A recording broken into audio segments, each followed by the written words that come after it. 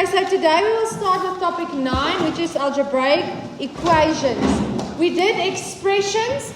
An expression means something like 3x minus 4. An equation means there is an equal sign and there are things on both sides of the equal sign. So today the question will say solve for x. Please write that in at the top of this so that you know what it's about. I'm going to redo all of them to make sure that you know exactly what to do.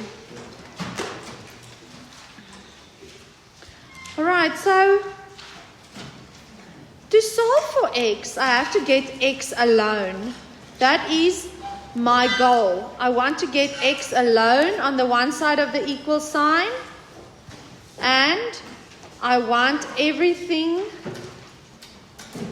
else to disappear. My goodness. Okay, so let's look at number 1. What we need to remember here is when something goes over to the other side of the equal sign, it changes to the opposite. Like for instance, negative would become positive. Positive would become negative.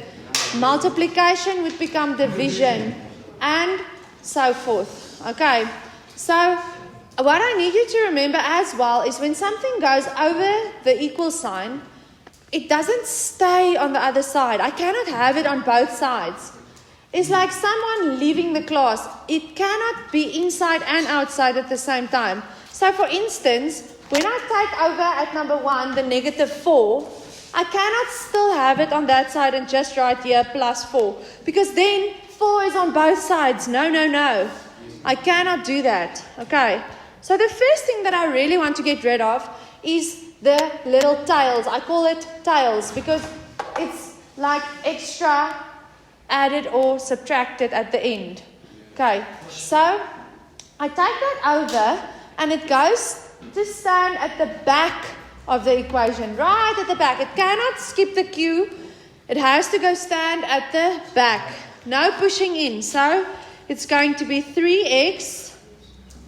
And the 4 goes over and it becomes plus 4 on the other side. Thank you. You can allow me to just explain. So 3x is equal to 68 plus 4, which is 72. Now that 3 is now multiplied with the x. So what will happen to it? Put up your hand if you know. If it's multiplied on the one side, what will happen on the other side? Put up your hand if you know. What's the opposite of multiplication? Ethan? Division. So the x will be alone. And on the other side, I will have 72 divided by 3. I can also write a division sign. And 72 divided by 3 is 24. For the next one, I see there's something in front of the bracket. So I'm going to multiply it in first. Sometimes I can just directly divide that 3 on the other side. But when there's more than one term, it makes it difficult. So I just follow the rule that I always multiply in first. Okay, so I multiply the 3 in. Then I get 3x minus 6 is equal to 12. Now, again, I take over the negative 6. It becomes positive 6. So 12 plus 6 is 18. And the 3 gets divided on the other side. 18 divided by 3. So x will be 6. That is the second example. The third example that I have there is where I have to multiply in the 5 first. So it becomes 5x minus 5 is equal to x plus 3. Now I want you to look at this. I have x's on both sides of the equation. When I have x's on both sides, look at number 1 and 2. I only had x's on the left-hand side, no x's on the other side. But now I have x's on the left-hand and the right-hand side. That means I have to take all the x's to the one side and all the numbers to the other side. That's always what I want to do. So I take all the x's to the one side, all the numbers to the other side.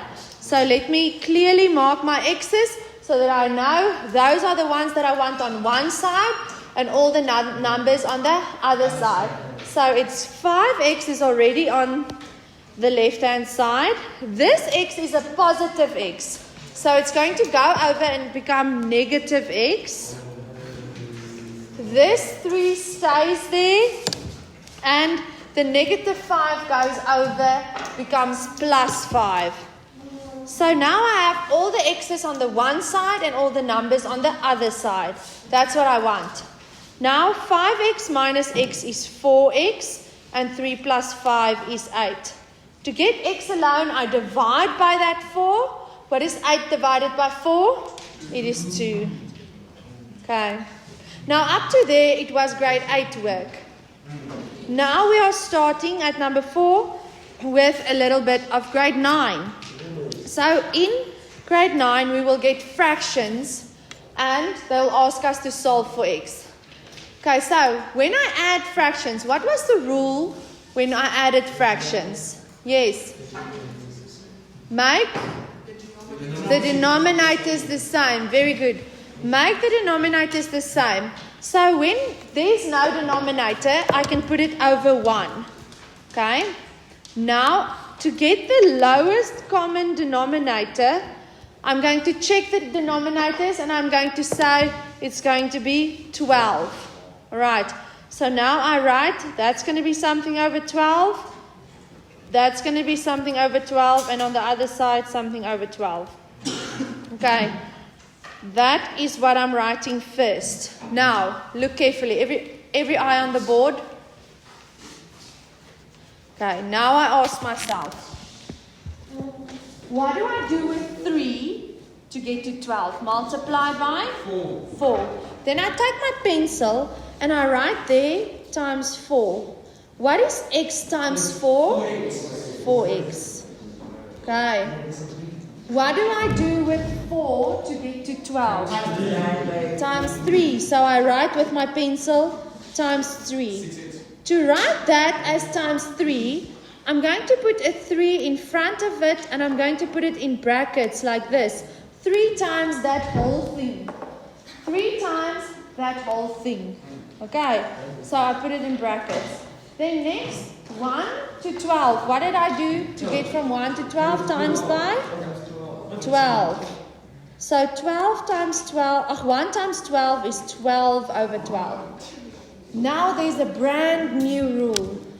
When I have an equation where all the denominators are the same, this is very nice. We can throw away the denominators. And we don't have fractions anymore. So that's very nice. Because actually I multiplied everywhere with 12 and then it's gone. Because when I do something on the one side of the equation and on the other side as well, it's totally valid. I'm allowed to do that. Okay, so when I have all the denominators the same, I can throw them away. I can just get rid of them, erase them, and I just work with the numerators on top. So let's rewrite the numerators. 4x plus 3 and in brackets 2x minus 1 is equal to 12. I'm not always allowed to throw away denominators. I'm only allowed to do that when I have an equation and it's the same everywhere. That's the only time that I'm allowed to throw it away. When it's an equation, in other words, things on both sides of the equal sign, and all the denominators are the same, then I can throw them away. Okay, now I have 4x and I multiply in the 3. So it becomes 6x minus 3 is equal to 12. Now, alright, so then 4x plus 6x is 10x. And on the other side, I'm going to add the 3. The negative 3 goes over. It gets added on the other side. And to get x alone, it's 15 divided by 10. And that is 1.5. Okay, that's also written in your block work. Right. Then number 5, the last example that I want to do. When I have fractions, I shouldn't be afraid to multiply in with fractions because I can use my calculator to help me. I can say I'm going to multiply in this half. So it's going to be a half times 2. If I don't know what half times 2 is, I always tell myself, what is half of 2? It's 1x. And then also what I can do is just put it into my calculator. A half times -6 is -3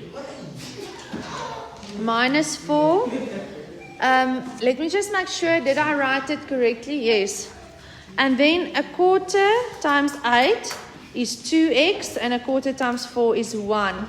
So you can just put that into your calculator if you're unsure about that multiplication. Because sometimes in the exam, we panic so much that we don't even know what a quarter is. Never mind a quarter times 8. Okay, so we just need to do it with a calculator if we cannot think of it at the moment. Okay, so now I have x's on both sides. What is the rule when I have x's on both sides? Take all the x's to the one side and all the numbers to the other side. So I have 1x minus 2x is equal to 1. And then I take over the -3, it becomes +3. The -4 becomes +4. So I have -1x is equal to 1 plus 3 plus 4. And that is 8. Now, I want you to look carefully. Now I have -1x times, -1x is equal to 8. That -1 is multiplied by the x. So on the other side, it will become division. But I'm going to divide by -1, not by 1. Now you're asking me, but why is the negative not becoming positive? Because it's not the negative changing to positive.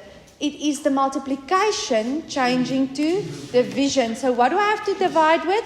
With the whole thing. So I'm going to get 1x is equal to 8 divided by -1. Not by 1, by -1, because it's the multiplication that changed to division. And I have to divide by the whole thing that was in front of x, which is -1.